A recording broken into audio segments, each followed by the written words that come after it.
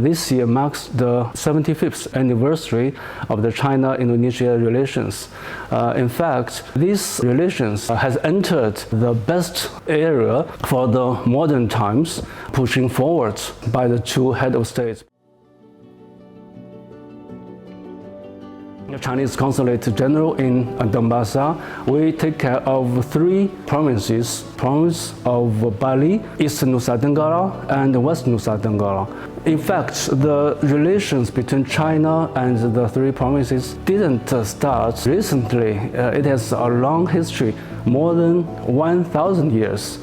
For example, in Bali, everywhere we visit, we can see a lot of traditional buildings, which has a very evident influence by the traditional Chinese architecture and the clothing and the hairstyles.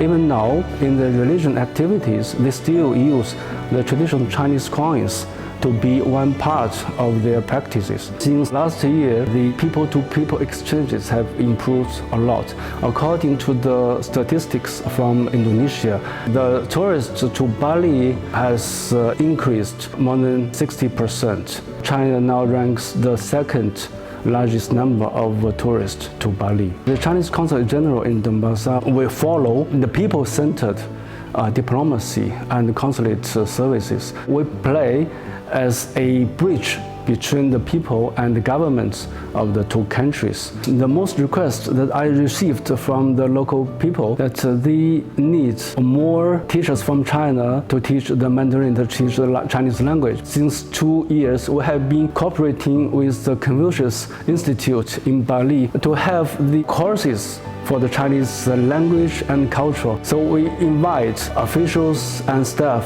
from the airport, immigration, customs, and police. So when they meet the Chinese tourists in the airport, they are able to get some basic information, basic cultural background and habits from Chinese tourists. We have closed cooperation with the universities. I was in East Nusa Tenggara yesterday. I witnessed the signing of MOU between Jiangxi Normal Technology University with a university in that province.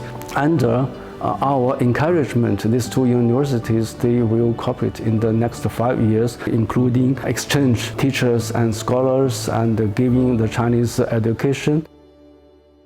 Huadian energy, it has been generating more than 60% of the needs of the local people. This company not only working for generating power, but they also training the local staffs for technology and administration. So in the future, a generation of young people with rich knowledge of management can come out for better development for the local community. Private sector from China have been very vivid in this area. They have been working here with the local people.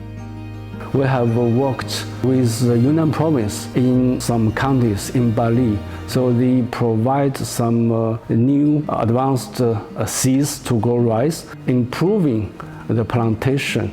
And also they help the local people make their rice field a kind of tourist destination. Now we are in the era of the social media. The people in Indonesia, they are reading the Chinese progress and achievements every day. They are feeling amazed by what they have been seeing through this social media. So they welcome the Chinese technology and the Chinese products. In the streets, now we can see a lot of Chinese EVs.